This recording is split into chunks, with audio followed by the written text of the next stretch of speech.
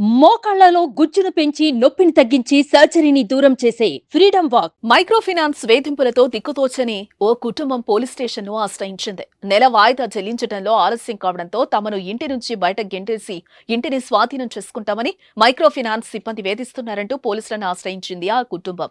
తెలంగాణలోని ఖమ్మం జిల్లా పెనుపల్లి మండలం ఉప్పలచలక గ్రామానికి చెందిన బూసిరాణి తమ కుటుంబ అవసరాల కోసం 60,000 రూపాయలను సిఎఫ్ఎల్ అనే మైక్రో ఫైనాన్స్ కంపెనీ వద్ద రుణంగా తీసుకున్నారు. ప్రతి నెల అనుకున్న తేదీకి వాయిదాలు చెల్లిస్తున్నారు.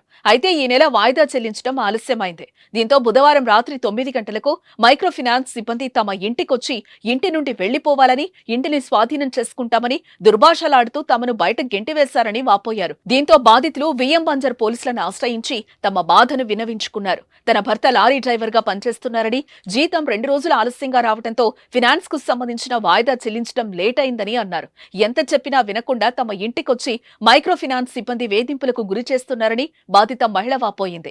సదరు ఫైనాన్స్ సిబ్బంది నుంచి తమను కాపాడాలంటూ పోలీసులకు ఫిర్యాదు చేసింది.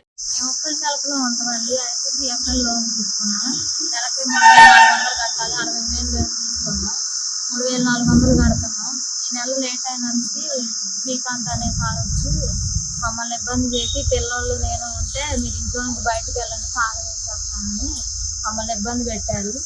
దానికని ఇక కంప్లైంట్ వచ్చినాను పోలీస్ స్టేషన్ వచ్చి సార్ ఇక నెట్టేశారు మమ్మల్ని ఇంట్లో నుంచి బయటకు వెళ్ళకపోతాక. సార్ ఇక ఏం చేయాలో అర్థం కాల. మా వారు డ్యూటీకి వెళ్ళారు. ఈరోజు కడతామంటే కూడా వాళ్ళు వినలేదు, వినకుండా మమ్మల్ని ఇబ్బంది పెట్టారు. ఇబ్బంది పెట్టి మాట్లాడుతున్నారని ఇక ఓపిక చేసుకోలేక తిరిగి ఇంట్లో నుంచి బయటికి నెట్టారు మమ్మల్ని. పిల్లలతో పాటు నన్ను కూడా బయటికి నెట్టేసిండు.